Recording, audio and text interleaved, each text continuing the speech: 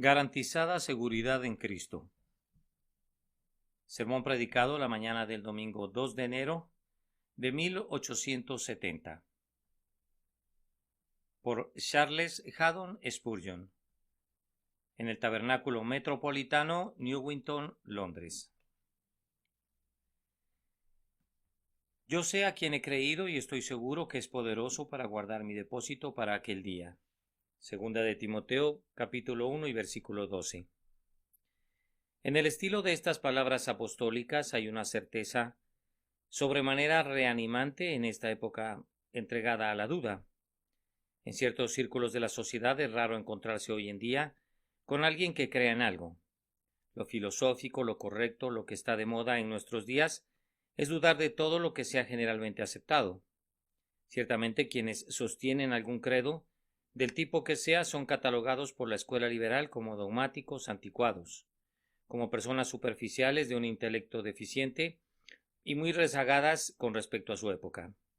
Los grandes hombres, los hombres de pensamiento, los hombres de elevada cultura y refinado gusto, consideran que es sabio sospechar de la revelación y escarnecen cualquier solidez de creencia.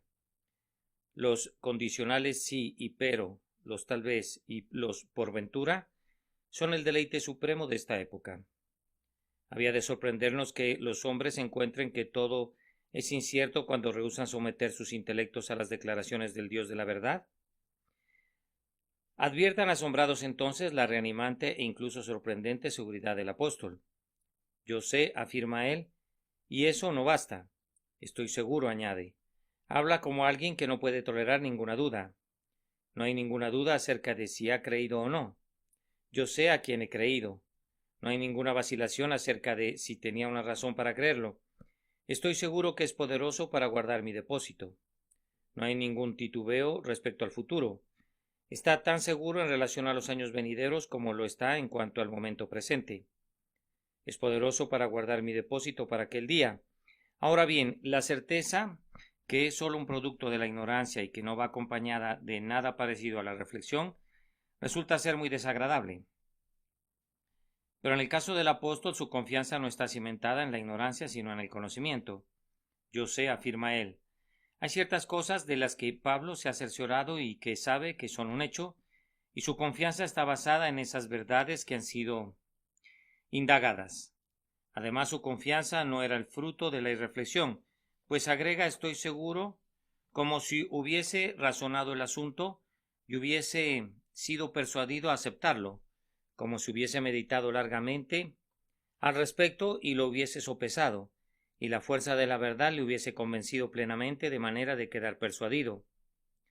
Cuando la certeza es el resultado del conocimiento y de la meditación, se torna sublime, como sucedió con el apóstol, y siendo sublime se torna influyente. En este caso debe de haber influido ciertamente en el corazón de Timoteo y en las mentes de decenas de miles de personas que han examinado esta epístola a lo largo de estos 19 siglos. Alienta a los tímidos cuando ven que otros son preservados y confirma a los indecisos cuando ven que otros permanecen firmes. Las palabras del gran apóstol que resuenan con sonido de trompeta esta mañana, yo sé y estoy seguro, no pueden sino ayudar a darnos ánimo a muchos de nosotros en nuestras dificultades y ansiedades. Que el Espíritu Santo haga no solo que admiremos la fe de Pablo, sino que la imitemos y que alcancemos el mismo grado de confianza. Algunos hablan confiadamente porque no están seguros. Cuán a menudo hemos observado que el alarde y las bravatas son solo las manifestaciones externas de una trepidación interior, son solo disimulos adoptados para tapar la cobardía, tal como silba el colegial para darse ánimo cuando atraviesa el camposanto ubicado junto a una iglesia. Así algunas personas hablan con mucha seguridad porque no están seguras y hacen una pomposa ostentación de fe, porque desean corroborar la presunción de que, como es su único consuelo, es sobremanera apreciada por ellas. Ahora bien, en el caso del apóstol, cada sílaba que pronuncia tiene como base un peso sumamente real de confianza que las más categóricas expresiones no podrían exagerar. Sentado allí dentro del calabozo como prisionero por Cristo, aborrecido por sus paisanos, despreciado por los doctos y ridiculizado por los rudos, Pablo confrontó al mundo entero con una santa valentía que no conocía ningún amilanamiento, con un valor que era producto de la profunda convicción de su espíritu, Ustedes pueden tomar estas palabras y dar a cada una de ellas todo el énfasis posible, pues son la expresión veraz de un espíritu enteramente sincero y denodado. Que gozáramos nosotros también de una confianza así y que la declaramos con plena convicción, pues nuestro testimonio daría gloria a Dios y llevaría consuelo a los demás. Esta mañana, para instrucción nuestra y conforme al Espíritu Santo nos ayude, vamos a considerar primero el encargo en cuestión, lo que Pablo confió en Cristo. En segundo lugar, el hecho que está más allá de toda duda, es decir, que Cristo fue poderoso para guardarlo. En tercer lugar, la seguridad de ese hecho, o cómo el apóstol fue capaz de decir: yo sé y estoy persuadido, y en cuarto lugar, la influencia de esa seguridad cuando gobierna en el corazón. Primero entonces, queridos amigos, hablemos unos cuantos minutos sobre el encargo en cuestión. El encargo fue primero que nada el depósito que hizo el apóstol de todos sus intereses y preocupaciones en la mano de Dios en Cristo. Algunos han dicho que Pablo hablaba aquí de su ministerio, pero hay muchas razones para concluir que eso es un error. Una gran gama de expositores, a la cabeza de los cuales mencionaremos a Calvino, piensan que el único tesoro que Pablo depositó en la mano de Dios era su salvación eterna. Nosotros no dudamos de que eso constituyera la más grande porción del invaluable depósito, pero pensamos también que como el contexto no limita el sentido, no puede quedar restringido o confinado a una sola cosa. Nos parece que todos los intereses temporales y eternos del apóstol fueron depositados mediante un acto de fe en la mano de Dios en Cristo Jesús. El apóstol entregó su cuerpo al cuidado benevolente del Señor. Pablo habría sufrido mucho en ese frágil tabernáculo: naufragios, peligros, hambre, frío, desnudez, prisiones, azotes con varas y lapidación habían empleado su furia contra él. Pablo esperaba que no pasara mucho tiempo antes de que su cuerpo mortal se volviera presa de la crueldad de Nerón. Nadie hubiera podido decir qué le sucedería entonces, si sería quemado vivo para iluminar los jardines de Nerón, o si sería despedazado por las fieras para hacer una fiesta romana, o si se convertiría en víctima de la espada del verdugo. Pero independientemente de la forma en que pudiese ser llamado a ofrecerse en sacrificio a Dios, Pablo entregó su cuerpo a la custodia de aquel que es la resurrección y la vida, estando completamente persuadido de que resucitaría de nuevo en el día del advenimiento del Señor, sin que su cuerpo sufriese ninguna pérdida debido a la tortura o al desmembramiento. Pablo esperaba una dichosa resurrección y no pedía ningún embalsamiento mejor para su cuerpo que el poder de Cristo le garantizaba. El apóstol entregó a Cristo en aquella hora su carácter y reputación. Un ministro cristiano debe esperar perder su reputación entre los hombres. Tiene que estar dispuesto a sufrir todo tipo de vituperios por causa de Cristo, pero por otra parte puede estar seguro de que no perderá nunca su honor real si es arriesgado por causa de la verdad y es colocado en la mano del Redentor. El día declara la excelencia de los rectos, pues revelará todo lo que estaba oculto y sacará a luz lo que estaba encubierto. Habrá una resurrección de caracteres así como de personas. Cada reputación que haya sido ensombrecida por las nubes del vituperio por causa de Cristo se tornará gloriosa cuando los justos resplandezcan como el sol en el reino de su Padre. Que los limpios digan lo que quieran de mí, dijo el apóstol. Yo confío mi carácter al juez de vivos y muertos. De igual manera puso en manos de Dios la obra de toda su vida. Los hombres decían sin duda que Pablo había cometido un grave error. A los sabios, según el mundo, Pablo debe haberles parecido que estaba completamente loco. De haberse convertido en rabino, cuánta eminencia le esperaba. Como fariseo podría haber llevado una vida respetada y honrada entre sus paisanos. O si hubiese preferido seguir las filosofías griegas, siendo un varón de tal vigor mental, podría haber rivalizado con Sócrates o con Platón. Pero en lugar de eso, prefirió unirse a un grupo de hombres comúnmente considerados como fanáticos ignorantes que trastornaban el mundo. Ah, bien, dice Pablo, dejo la recompensa y el fruto de mi vida enteramente a mi Señor, pues Él justificará al final mi elección de servir bajo el estandarte de su Hijo, y el universo congregado sabrá que no fui un fanático equivocado que trabajó para una causa sin sentido. De igual manera, el apóstol consignó en las manos de Dios en Cristo su alma, sin importar cuál fuera el peligro que corriera por las tentaciones que le rodeaban. Pablo sentíase seguro en las manos de la grandiosa fianza, prescindiendo de cuán grandes fueran las corrupciones que se alojaban en su interior y los peligros que acechaban fuera. El apóstol transfirió al depositario divino todos sus poderes mentales, sus facultades, sus pasiones, instintos, deseos y ambiciones.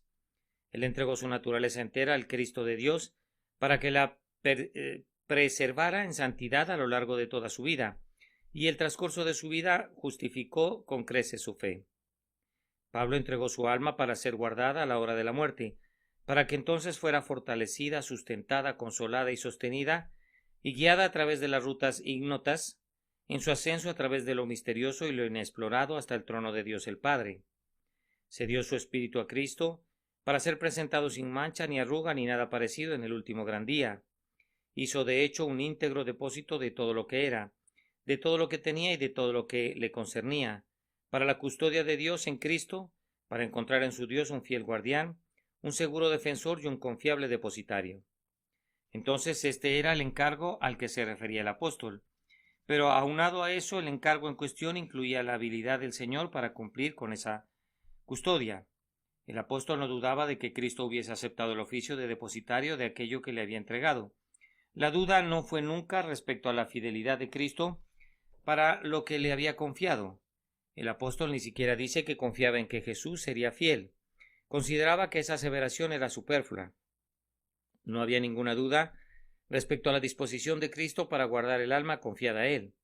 Consideraba que era innecesario hacer una declaración en ese sentido, pero la pregunta que se hacían muchos era relativa al poder del Redentor, que fue crucificado, de guardar lo que le había sido confiado.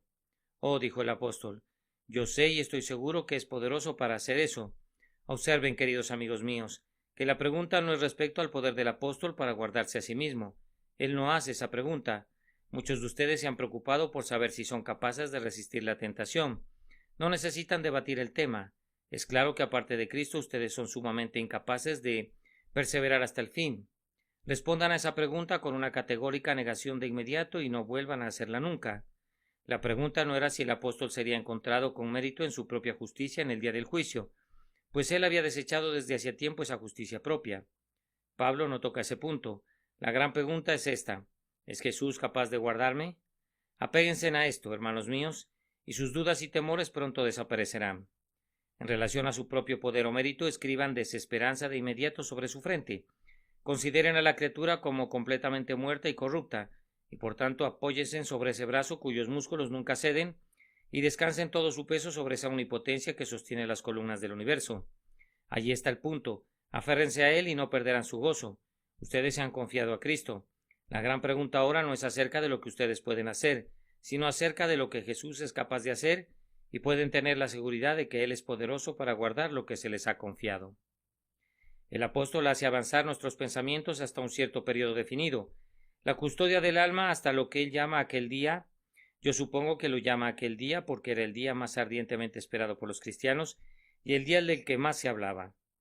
Hablar de la venida de Cristo y de sus resultados era un tópico tan usual de conversación que el apóstol no dice el advenimiento, sino que dice simplemente aquel día con el que los creyentes están más familiarizados que con cualquier otro día. Aquel día, el día de la muerte, si así lo quieren, cuando el alma se presente delante de su Dios. El día del juicio, si les parece. Aquel día cuando se abran los libros y se ha leído su contenido. Aquel día, la terminación de todo, el sellado del destino, la manifestación de la suerte eterna de cada uno de nosotros. Aquel día por el que todos los demás días fueron hechos. Cristo Jesús es poderoso para guardarnos contra aquel día. Es decir, Él es capaz de ubicarnos entonces a la diestra de Dios, de colocar nuestros pies sobre la roca cuando otros se hundan en el abismo sin fondo, de coronarnos cuando otros sean maldecidos, de embelezarnos en el paraíso cuando los pecadores sean arrojados en el infierno. Este es el tema a considerar. ¿Puede el grandioso pastor de las almas preservar a su rebaño? Ah, hermanos, si no han explorado nunca esa pregunta, no me sorprendería que tuvieran que hacerlo.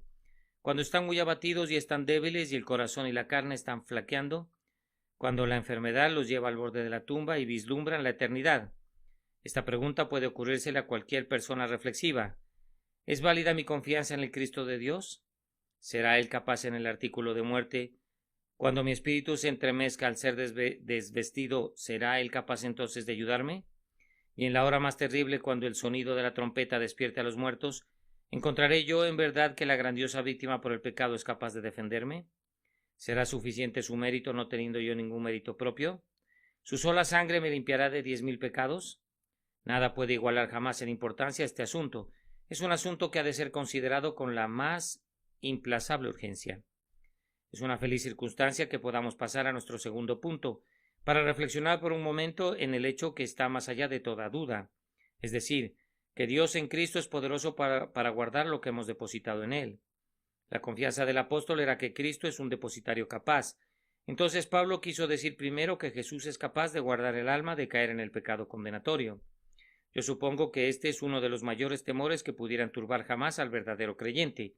¿Acaso no han orado nunca pidiendo morir antes de que apartarse de Cristo? Yo lo he hecho y en mi alma he cantado amargamente aquel verso. Ah, Señor, con un corazón como el mío, a menos que tú me sostengas firmemente, siento que voy a declinar y que lo haré, y que me voy a apartar de ti al final. Ahora, cristiano turbado, recuerda que tu Señor es poderoso para guardarte bajo toda posible forma de tentación. Ah, dices tú, el apóstol Pablo no tenía las tribulaciones que yo tengo. Yo creo que las tenía, pero aún así no las hubiese tenido. Jesús las experimentó y Cristo tiene la habilidad de guardarte frente a ellas. Escucho que alguien dice: yo soy el único en mi casa que ha sido llamado por la gracia y todos los demás se oponen a mí. ¿Soy un ser solitario en la casa de mi padre? Pues bien, Pablo se encontraba precisamente en tu condición. Él era un hebreo de hebreos y era visto por su gente con el odio más extremo, porque había salido de de ellos para seguir al crucificado. Con todo, Pablo sentía que Dios era poderoso para guardarlo, y tú puedes estar seguro de que aunque tu padre y tu madre te abandonaran, y tus hermanos y tus hermanas se burlaran, aquel en quien tú confías te guardará firme en la fe. Ah, dice otro, pero tú no sabes en qué consiste esforzarse contra los prejuicios de una educación hostil a la fe en Jesús. Cuando busco crecer en la gracia, las cosas que aprendí en mi niñez se interponen con violencia y me sirven de obstáculo. ¿Y acaso no se encontraba el apóstol en el mismo caso? En lo tocante a la ley, él había sido un fariseo, educado en la más rigurosa secta, instruido en las tradiciones que eran opuestas a la fe de Cristo, y sin embargo, el Señor lo guardó fiel hasta el final. Ninguno de sus viejos prejuicios fue capaz siquiera de ensombrecer la simplicidad del Evangelio de Cristo. Dios es poderoso para guardarte a ti también, a pesar de tus prejuicios preexistentes. Ah, dice uno, pero yo soy víctima de muchos pensamientos escépticos. Con frecuencia sufro de dudas del orden más sutil. ¿Piensas tú que el apóstol nunca conoció esa tribulación? Él no desconocía la filosofía griega, que consistía en un manojo de preguntas y de escepticismos. Él debe de haber experimentado esas tentaciones que son comunes a las mentes reflexivas, y con todo dijo: estoy seguro que es poderoso para guardar mi depósito. Créeme entonces que el Señor Jesús es igualmente poderoso para guardarte. Sí, dice otro, pero yo tengo muchas tentaciones en el mundo. Si no fuera cristiano, prosperaría mucho más. Tengo oportunidades ahora ante mí por medio de las cuales yo podría obtener pronto alguna holgura económica y tal vez hasta riqueza, si no fuera entorpecido por mi conciencia. No te olvides que el apóstol se encontraba en un caso semejante. ¿Qué no habría podido tener él? Un hombre de su condición en la vida, siendo su nacimiento y su abolengo absolutamente ventajosos, un hombre de sus poderes mentales y de su gran energía, habría podido ocupar cualquier posición atractiva, pero cuántas cosas eran para él ganancia, las estimaba como pérdidas por amor de Cristo, y estaba dispuesto a hacer menos que nada porque el poder de la gracia divina lo mantenía fiel a su profesión. Pero tú me dices que eres muy pobre y que la pobreza es una prueba muy severa. Hermano, tú no eres tan pobre como Pablo. Yo supongo que unas cuantas agujas para la fabricación de sus tiendas, un viejo capote y unos cuantos pergaminos constituían toda su riqueza. Este apóstol era un varón sin un hogar, un hombre sin un solo palmo de tierra que pudiera considerar suyo, pero la pobreza y la carencia no podían someterlo. Cristo era poderoso para guardarlo incluso entonces. Ah, dices tú, pero él no tenía mis violentas pasiones y corrupciones. Muy ciertamente las tenía todas, pues lo oímos exclamar: así que, queriendo yo hacer el bien, hallo esta ley, que el mal está en mí, porque según el hombre interior me deleito en la ley de Dios, pero veo otra ley en mis miembros, que se rebela contra la ley de mi mente y que me lleva cautivo a la ley del pecado que está en mis miembros. Miserable de mí, ¿quién me librará de este cuerpo de muerte? Pablo fue tentado tal como lo eres tú. Sin embargo, él sabía que Cristo era poderoso para guardarlo. Oh trémulo cristiano, nunca dudes de este hecho que reanima el alma, que tu amoroso Salvador es poderoso para guardarte. Pero el apóstol no confiaba meramente en que Cristo lo guardaría de esta manera del pecado. sino que confiaba en que el mismo brazo lo preservaría de caer en la desesperación. Pablo estaba luchando siempre contra el mundo. Hubo épocas cuando no contó con ningún ayudador. Los hermanos a menudo resultaron ser falsos, y los que fueron fieles eran frecuentemente tímidos. Se encontró en el mundo como una solitaria oveja rodeada de lobos, pero Pablo no era pusilánime. Él tenía sus temores, pues era mortal, pero se sobreponía a ellos, pues era sostenido divinamente. ¿Qué postura mantenía siempre? Nerón podía erguirse delante de él, un horrible monstruo, para que un hombre ni siquiera soñara con él, pero el valor de Pablo no cede. Una turba judía puede rodearlo y pueden arrastrarlo fuera de la ciudad, pero la mente de Pablo permanece tranquila y serena. Pueden ponerlo en el cepo después de azotarlo, pero su corazón encuentra un desahogo apropiado en un himno en vez de un gemido. Él es siempre valiente, siempre invencible, confiado en la victoria. Él creía que Dios lo guardaría y fue guardado. Y tú, hermano mío, hermana mía, aunque tu vida pudiera ser un conflicto muy severo y pienses algunas veces que vas a renunciar a él en desesperación, no vas a retirarte nunca del sagrado conflicto. El que te ha sacado adelante hasta este día te llevará hasta el fin y te hará más que vencedor, pues Él es poderoso para protegerte del desfallecimiento y de la desesperación. El apóstol quería decir también indudablemente que Cristo era poderoso para guardarlo del poder de la muerte. Amados, este es un gran consuelo para los que vamos a morir pronto. Para el apóstol la muerte era algo muy presente. Cada día muero, dijo él. Sin embargo, estaba muy convencido de que la muerte sería ganancia más bien que pérdida para él, pues estaba seguro de que Cristo ordenaría de tal manera todas las cosas que la muerte solo sería como un ángel que lo admitiría a la vida eterna. Estén seguros de esto también, pues aquel que es la resurrección y la vida no los abandonará. Hermanos y hermanas míos, no se hundan en la servidumbre por culpa del miedo a la muerte, pues el Salvador viviente es poderoso para guardarlos y lo hará. Les ruego que no pongan tanto su mirada en los dolores y los gemidos y en la lucha de la agonía. Miren más bien a ese hombre amigo, quien habiendo soportado las agonías de la muerte, antes que ustedes puede identificarse con sus sufrimientos y quien, puesto que vive para siempre, puede proporcionarles la ayuda disponible. Echen sus cuidados sobre él y no le tengan más miedo a morir que ir a la cama cuando llega la noche. El apóstol está seguro también de que Cristo es poderoso para preservar su alma en el otro mundo. Poco es revelado en la Escritura por vía de una descripción detallada de ese otro mundo. Se podría dar paso a la imaginación, pero poco se podría comprobar. Esto es lo que sabemos, que el espíritu regresa al Dios que lo dio, y en el instante siguiente a la muerte el alma del justo está en el paraíso con Cristo. Esto también está claro. Con todo, ya sea que conozcamos los detalles o no, tenemos la certeza de que el alma está segura con Cristo. Sea cual fuere el peligro que nos espere en nuestra jornada desde este planeta hasta la morada de Dios, proveniente de los espíritus malignos, sea cual fuere el conflicto en el último momento, Jesús es poderoso para guardar el depósito que le hemos confiado. Si yo tuviera que guardarme a mí mismo, ciertamente podría temblar alarmado ante la expectativa de la región desconocida, pero aquel que es el Señor de la muerte y del infierno, y tiene las llaves del cielo, puede seguramente guardar mi alma en ese terrible viaje a través del mar sin senderos. Todo está bien, todo saldrá bien para los justos, incluso en la tierra de la sombra de muerte, pues el dominio de nuestro Señor se extiende hasta allá y tratándose de sus dominios estamos seguros. Finalmente, Pablo creía que Cristo era poderoso para preservar su cuerpo. Recuerden mi declaración que Pablo confió en Dios, en Cristo, todo lo que era y todo lo que tenía.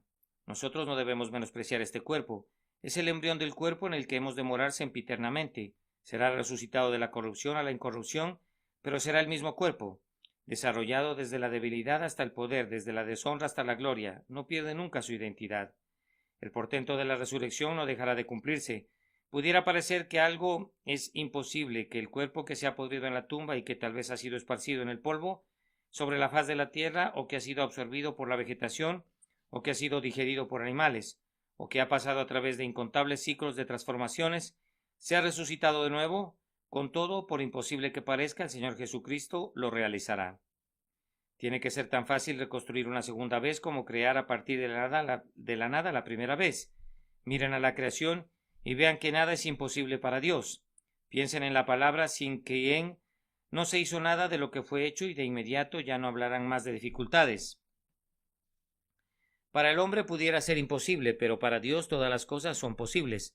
En su plenitud, hermanos míos, en la integridad de su humanidad, espíritu, alma y cuerpo, en todo lo que es esencial en su naturaleza para su felicidad, para su perfección en cada parte y poder suyos. Si lo han puesto todo en las manos de Cristo, serán guardados para aquel día, cuando sean hechos a su imagen y experimenten en sus propias personas el poder en el que confían en este día devotamente por su fe. En tercer lugar, proseguiremos a considerar la seguridad de ese hecho o cómo el apóstol Pablo la alcanzó. No puedo hablar así, dice alguien. Yo no puedo decir yo sé y estoy seguro. Estoy muy agradecido porque puedo decir espero, confío, pienso. Queridos amigos, con el objeto de ayudarles a avanzar, notaremos cómo el apóstol Pablo alcanzó tal seguridad. Tal como se advierte en este texto, una importante ayuda para él era su hábito de hacer siempre de la fe el punto más prominente de consideración. La fe es mencionada 2 veces en las pocas líneas que estamos analizando. Yo sé a quién he creído y estoy seguro que es poderoso para guardar mi depósito para aquel día. Pablo sabía lo que era la fe, es decir, una entrega de sus cosas valiosas a la custodia de Cristo. Él no dice he servido a Cristo, no dice estoy creciendo a semejanza de Cristo, por tanto estoy seguro que seré guardado. No, él resalta de manera muy prominente en su pensamiento el hecho de que había creído y entonces que había depositado su propia persona en Cristo. Dios quiera, queridos amigos, que ustedes que están sujetos a dudas y temores, en vez de escarbar en sus corazones para encontrar evidencias y señales de crecimiento en la gracia y en la semejanza de Cristo, y así sucesivamente quieran hacer primero una investigación concerniente a un punto que es mucho más vital, es decir, ¿han creído ustedes? Querido corazón ansioso, comienza tu búsqueda en este punto. ¿Te confías a Cristo? Si te confías a Él, aunque las señales sean escasas y las evidencias sean oscuras por un tiempo, el que cree en Él tiene vida eterna. El que cree y es bautizado será salvo. Las evidencias vendrán, las señales serán aclaradas a su debido tiempo, pero todas las señales y las evidencias entre aquí y el cielo no valen ni un solo centavo para un alma cuando llega al conflicto real con la muerte y el infierno. Entonces ha de ser la fe simple la que salga plenamente triunfante. Esas otras cosas son lo suficientemente buenas en tiempos mejores, pero si se trata de saber si estás seguro o no, tienes que llegar a esto. He confiado con todo mi corazón en aquel que vino a este mundo para salvar a los pecadores, y aunque yo fuera el primero de los pecadores, yo creo que Él es poderoso para salvarme. Ustedes alcanzarán la seguridad si tienen claridad con respecto a su fe. La siguiente ayuda para alcanzar la seguridad, según lo deduzco del texto, es esta. El apóstol sostenía de manera sobremanera clara su visión de un Cristo personal. Observen cómo mencionó 3 veces a su Señor. Yo sé a quien he creído, y estoy seguro que es poderoso para guardar mi depósito aquel día. No dice conozco las doctrinas que creo. Seguramente lo hacía, pero eso no era lo más importante. No dice estoy seguro respecto a la forma de las sanas palabras que sostengo. Estaba lo suficientemente seguro respecto a eso, pero eso no constituía su fundamento. Ninguna simple doctrina puede ser jamás el sostén del alma. ¿Qué puede hacer un dogma? ¿Qué puede hacer un credo? Hermanos, esas cosas no son como las medicinas, que necesitan de una mano que las suministre, necesitan de un médico que las recete. De otra manera podrían morir con todas esas valiosas medicinas a la mano. Necesitan una persona en quien confiar. No hay ningún cristiano tan vital, según lo entiendo, tan influyente, tan verdadero, tan real, como el cristianismo que trata con la persona del Redentor viviente. Yo lo conozco. Yo sé que Él es Dios, yo sé que Él es mío. Yo no confío meramente en su enseñanza, sino en Él mismo. No dependo tanto de sus leyes, reglas o enseñanzas como de Él mismo como persona. Amado hermano, ¿es eso lo que estás haciendo ahora? ¿Has entregado tu alma en depósito a ese bendito varón que es Dios también y que está sentado a la diestra del Padre? Puedes venir en fe a sus pies y besar las huellas de los clavos y luego puedes mirar su amado rostro y decir, ah, Hijo de Dios, yo confío en el poder de tu brazo, en la preciosidad de tu sangre, en el amor de tu corazón, en la prevalencia de tu intercesión, en la certidumbre de tu promesa, en la inmutabilidad de tu carácter. Yo confío en ti y solo en ti. Tú obtendrás esa seguridad sin problemas ahora, pero si comienzas a desaprovechar tu comprensión real de la persona de Cristo y vives meramente de dogmas y doctrinas, estarás muy alejado de la seguridad real. Además, hermanos, el apóstol alcanzó esta plena seguridad a través de un creciente conocimiento. No dijo, estoy seguro de que Cristo me salvará independientemente de que lo sepa respecto a Él, sino que comienza diciendo, yo sé que ningún cristiano entre nosotros descuide los medios provistos para obtener un conocimiento más pleno del Evangelio de Cristo. Yo quisiera que esta época produjera cristianos más reflexivos y estudiosos, Me temo que fuera de lo que muchos de ustedes pudieran recordar del sermón o de la lectura de las Escrituras en público, no aprenden mucho de la palabra de Dios, ni de esos innumerables libros instructivos que hombres piadosos nos han legado. Los hombres se dedican al estudio en diversas escuelas y universidades con el objeto de obtener un conocimiento de los clásicos y de las matemáticas. Pero ¿no deberíamos ser aún más diligentes para conocer a Cristo? Poder estudiarlo a Él y todo lo concerniente a Él, y no seguir siendo niños, sino que podamos ser hombres maduros en el conocimiento. Muchos de los temores de los cristianos serían ahuyentados si supieran más. La ignorancia no es ninguna bienaventuranza en el cristianismo, sino una desdicha, y el conocimiento santificado y acompañado de la presencia del Espíritu Santo es como unas alas gracias a las cuales podemos remontarnos por encima de las brumas y las tinieblas y adentrarnos en la luz de la plena seguridad. El conocimiento de Cristo es la más excelente de las ciencias. Procura ser maestro en eso y estarás en camino a la plena seguridad. Además, según se desprende del texto, el apóstol adquirió su seguridad por un examen atento, así como por el conocimiento. Yo sé y estoy seguro, como ya he dicho, la persuasión es el resultado de un argumento. El apóstol había meditado sobre este asunto, había meditado sobre los pros y los contras, había sopesado cuidadosamente cada dificultad y sentía la fuerza preponderante de la verdad que limpiaba el camino de toda dificultad. Oh cristiano, si bajo la guía del Espíritu Santo familiarizas más tu mente con la verdad divina, tendrías una mayor seguridad. Yo creo que la doctrina que presenta mayores dificultades para nuestra mente es aquella que hemos estudiado menos en la palabra. Indáguela y miren. Las divisiones entre los cristianos en nuestros días no son tanto el resultado de una diferencia real de opinión, como la carencia de un pensamiento preciso.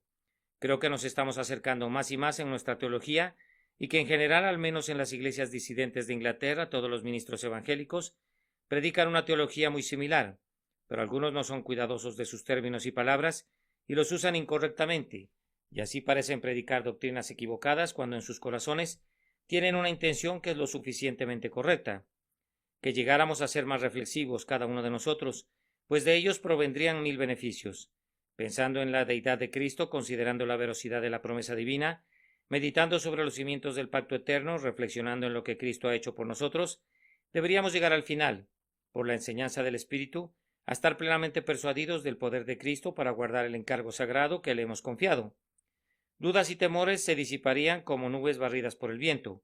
¿Cuántos cristianos hay como el avaro que nunca se siente tranquilo respecto a la seguridad de su dinero, aun cuando ha echado llave a la caja fuerte, ya ha asegurado la habitación en la que lo guarda, ya ha echado llave a la casa y echó el cerrojo, y aseguró los pasadores de cada puerta?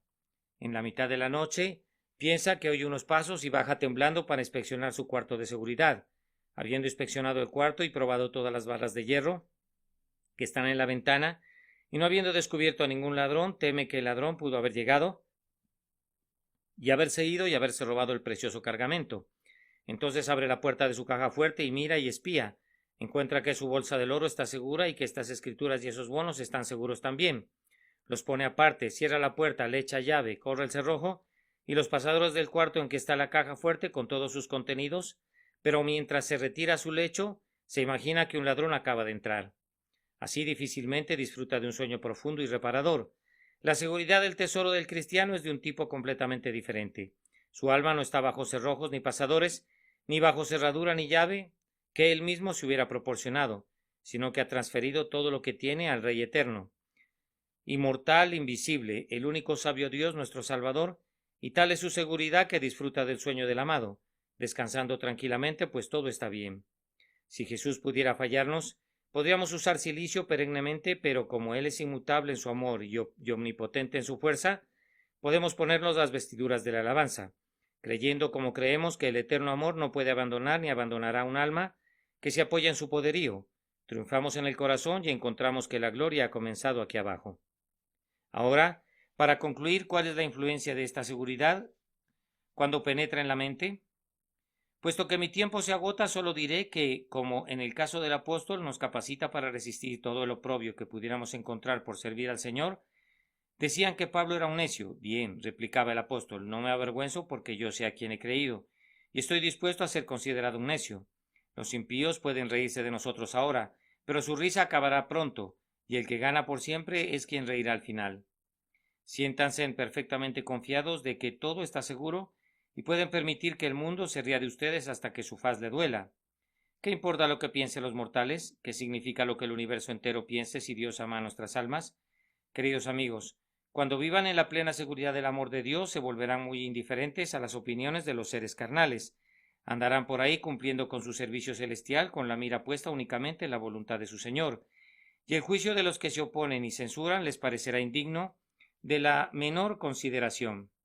Si dudan y tienen miedo, será muy difícil que lo logren, pero si están serenamente confiados en que Él es poderoso para guardarlos, se atreverán a arrostrar lo más reñido de la refriega sin temor, ya que su armadura es lo suficientemente sólida para resistir. La seguridad les proporcionará una serenidad interior que los habilitará para prestar más servicio. Una persona que siempre está preocupándose por la salvación de su propia alma tiene pocas energías para servir a su Señor, pero cuando el alma conoce el significado de las palabras de Cristo, consumado es, vuelca toda su fuerza en los canales del servicio por amor a ese Salvador tan bendito. Oh, ustedes que dudan y que por tanto se inquietan y se preocupan y hacen la pregunta, ¿amo al Señor o no? ¿Soy suyo o no lo soy? ¿Cómo desearía que este suspenso concluyera para ustedes? Oh, ustedes que temen diariamente que después de todo pudieran ser desechados. Ustedes pierden su fuerza para servir a su Dios.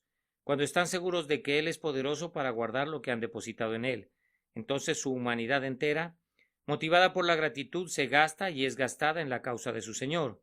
Que Dios los haga hombres con plenitud de vigor, dándoles plenitud de seguridad. Aquellos que no son salvos en este lugar muy bien pudieran envidiar a quienes lo son. Lo que me atrajo a Cristo no me he enterado de otros que hubieran sido traídos de esa manera. Pero a mí esto me trajo a Cristo principalmente.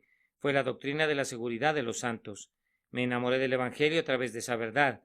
¿Cómo pensé? ¿Que están seguros aquellos que confían en Jesús? ¿No perecerán jamás y nadie los arrebatará de la mano de Cristo?